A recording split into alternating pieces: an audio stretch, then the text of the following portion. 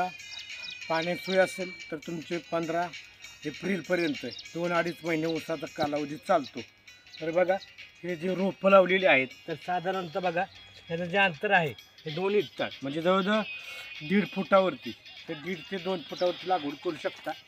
अशा प्रकारे ही जी मधली सरी आहे ही 4 ते 4.5 फूट तुम्ही ठेवू शकता. परत जर बघा त्या ठिकाणी तुम्ही आंतरपीक जर असं आहे कांदा पीकसुद्धा घेऊ शकता. परत तुमच्या घरी जनावरं वगैरे असेल तर तुम्ही मका पीक वगैरे सुद्धा लावू शकता. तर या ऊसाला सुरू ऊसाला साधारणतः 2 bag 10-26-26, 1 bag DAP, 1 bag urea आणि 1 बॅग सिंगल सुपर फॉस्फेट हे खत दिलं एकरी तर नक्कीच ह्याचा फायदा होतो. परत तुम्ही 4 महिन्यानंतर भर काढल्यानंतर सुद्धा हाच डोस द्यायचा आहे. धन्यवाद.